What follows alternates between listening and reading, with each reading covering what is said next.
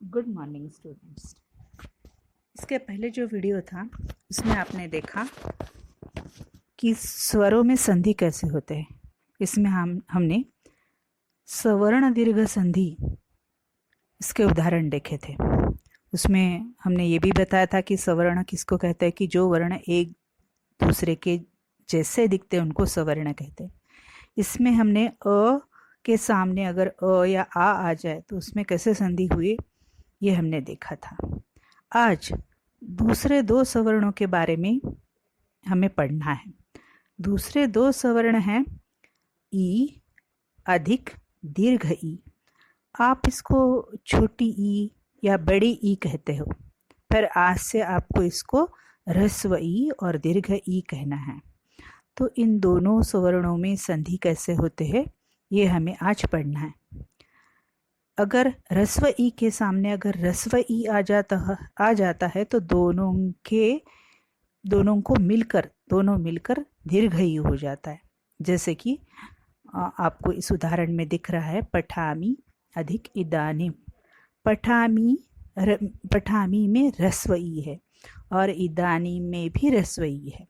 पठामी इदानीम यानी अभी मैं पढ़ता हूँ, तो इसका संधि जो होता है वो पठामिदानीम ऐसे होता है।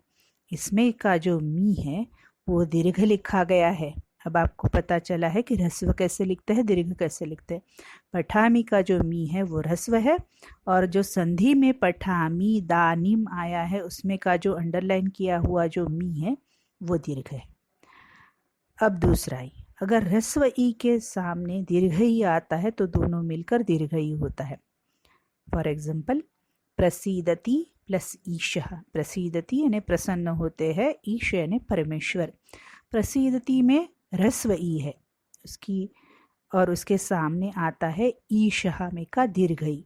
अगर ह्रस्व ई के सामने दीर्घ ई भी आता है तो भी दोनों मिलकर दीर्घ ई होता है। जैसे प्रसीदतीश, ती की जो वेलांटी है वो दीर्घ होती है।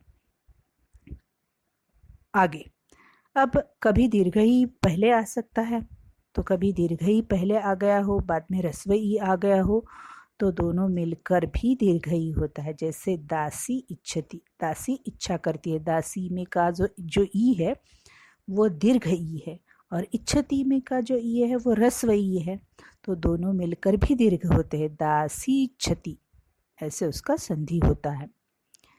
और लास्ट में जो है, आखिर में जो है, दोनों भी ई दीर्घ है। ई प्लस ई दोनों दीर्घ ई अगर एक दूसरे के सामने आते हैं तो दोनों मिलकर ही दीर्घ ई ही होते हैं। जैसे कि नारी इक्षते, नारी यानी स्त्री और इक्षते यानी देखती है।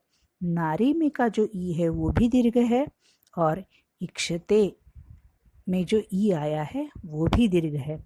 दोनों दीर्घ ई मिलकर ही दीर्घ ई ही होता है। जैसे नारी क्षते, नारी में का जो ई है वो दीर्घ है। इसी संधि को सवर्ण दीर्घ संधि कहते हैं। इसके पहले वाले वीडियो में हमने अ और अ का मिलकर होने वाला दीर्घ स्वर जैसे आ देखा था।